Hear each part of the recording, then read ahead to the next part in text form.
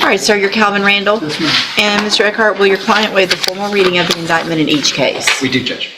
Mr. Randall, in cause number 24, DCCR 1529, you're charged with the second-degree felony offense of unlawfully carrying a weapon on alcohol premises, and I don't know what all those other letters stand for. IATWFZ.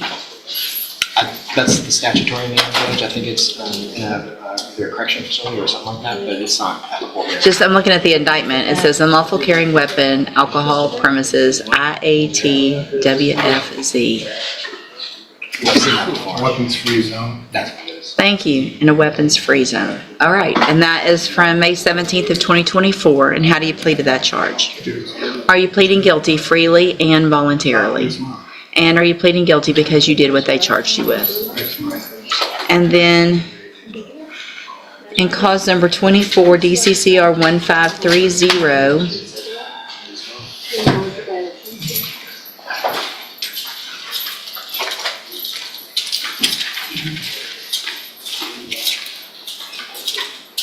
you're charged with a third-degree felony offense of evading arrest or detention with the use of a vehicle from May 17th of 2024, and how do you plead to that charge?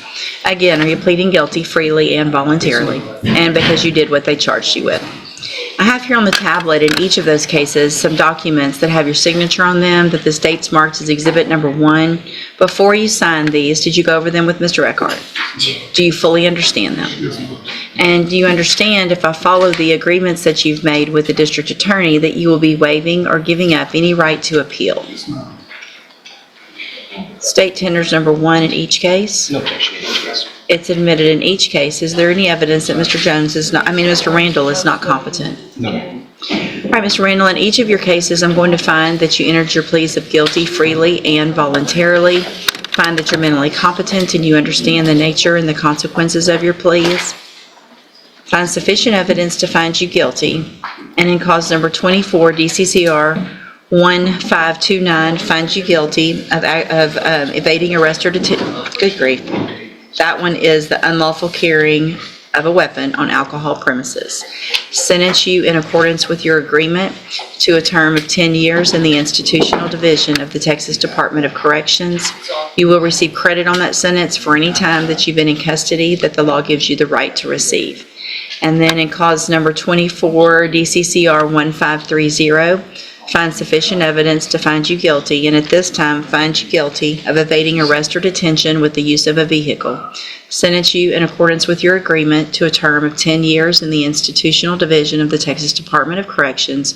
You'll also receive credit on that for any time that you've been in custody that the law gives you the right to receive. These two sentences will run concurrently, which means together at the same time. I will sign as a part of this plea agreement the dismissal in cause number 24, DCCR 1278. In each of these cases, I'm going to hand you the trial court certifications that shows these were agreements that I followed, and so you've waived your right to appeal. Did I do, I don't think 1529 came through. Okay. Would you? Yes, ma'am. They're going to, so also I'm handing you a written admonishment regarding your ineligibility to possess a firearm or ammunition. Because of the judgments entered against you, you're ineligible under Texas law to possess a firearm or ammunition. Possession of a firearm or ammunition could lead to charges against you. Firearm is a legal term, and you should read the written admonishment I provided you to see what devices qualify as a firearm. If you have questions about the laws that make you ineligible to possess a firearm or ammunition, or about how long that lasts, you can talk with Mr. Eckhart. All right, good luck to you, sir. And we're going to get that other one printed out in just a second. I don't know what's... All right, thank you, sir. You can go back with the bailiff. We'll get it to you.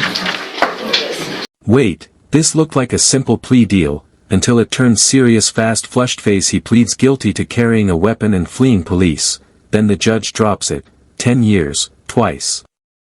But here's the twist, it runs together, so it's 10 years total. One decision, a decade gone. Was it worth it? Thinking face. Comment below and subscribe for more.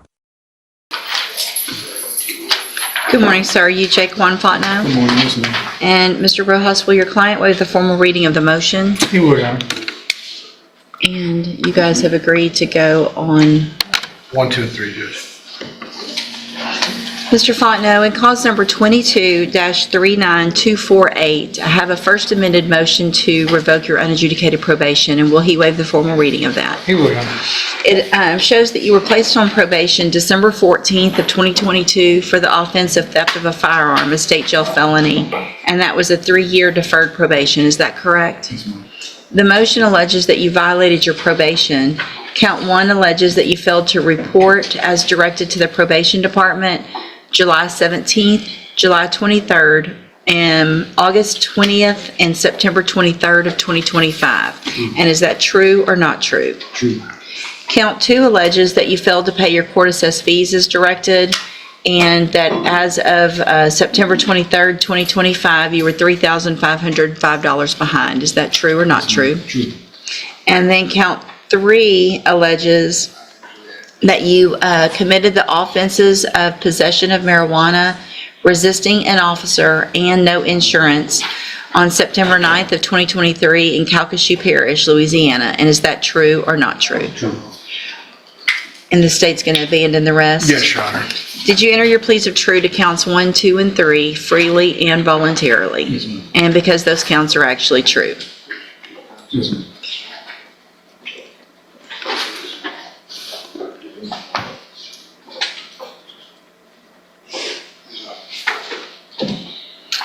I have here on the tablet some documents that have your signature on them that the state's marked as Exhibit Number 1.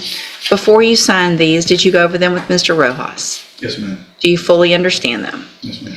And do you understand, if I follow the agreement that you've made with the district attorney, that you'll be waiving or giving up any right to appeal? Yes, ma'am.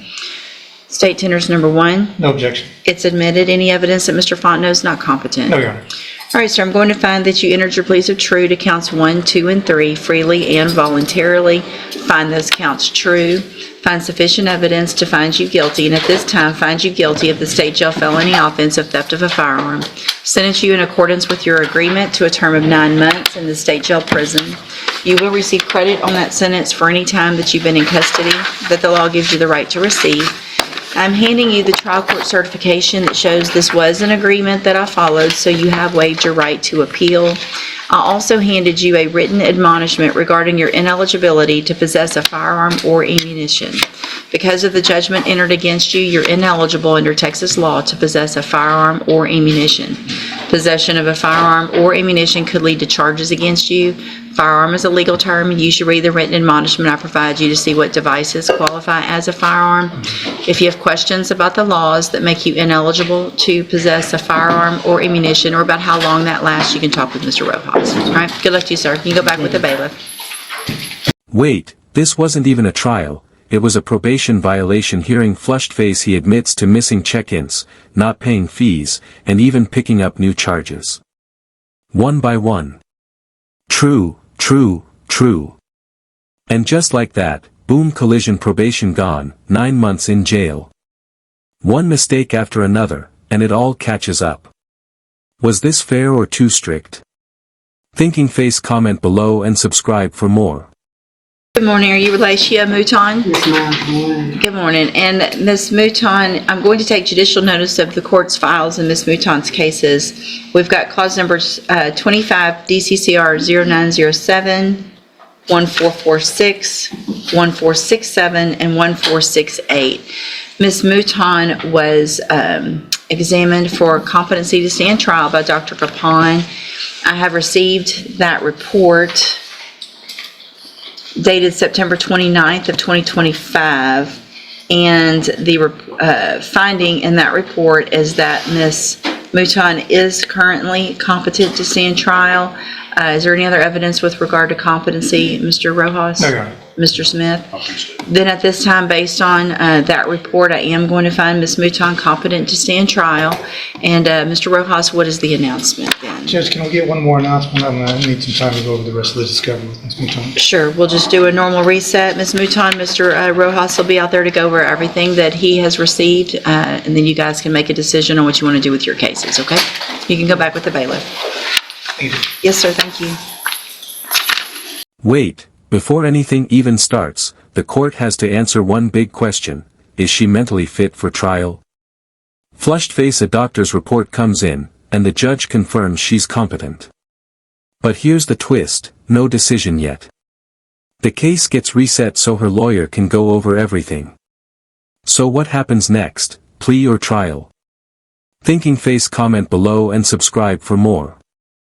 Good morning, sir. You are Asa Joseph Jones.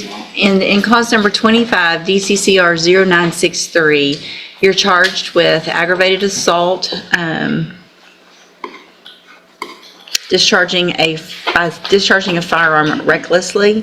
That's from June 12th of 2025, and that's a first-degree felony offense, which means if you go to trial and you're found guilty, the range of punishment would be a minimum 5 years up to 99 years or life in prison. Do you understand? And I have here on the tablet a plea bargain rejection that has your signature on it with Mr. Burbanks that shows that the district attorney's office has made an offer if you wanted to enter a plea of guilty for 25 years in the institutional division of the Texas Department of Corrections. You have every right to reject that and have your case set for trial. I just want to make sure you understand what the possible consequences are if you go to trial and what your options are if you wanted to enter a plea of guilty. And do you understand all of that? Yes, ma'am. And do you want to reject this offer and have your case set for trial? Yes, ma'am. All right, I'll get that done. As far as you know, all the discovery, you have everything? I have everything. Okay. We're not waiting on anything, Judge. And is there any reason to believe that this offer would change, Mr. Coleman? Not at all. I want to make sure you understand, Mr. Jones, that after today, this offer will be off the table. If you change your mind later and want to enter a plea of guilty, you could do that open to the court or to some other plea agreement. But after today, this one's off the table. You understand?